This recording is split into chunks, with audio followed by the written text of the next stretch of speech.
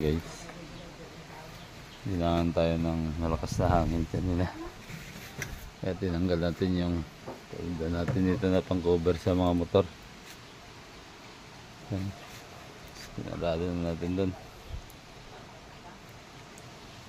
hinakpan na natin sila ng tolda para hindi mabasa. Ito yung isa doon ginarahe sa kabila. Sniper, tatakpan pa natin.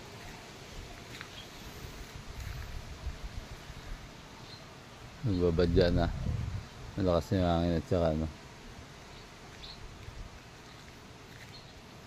ulan. Hindi pa naman dyan yung ulan, yung hangin lang kanina. Hindi pa naman dyan nun dyan, pabugso-bugso pa.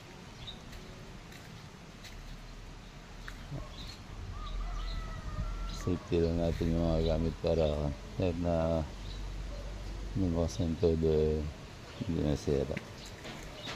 So, tatakpan ba natin ito? Sniper.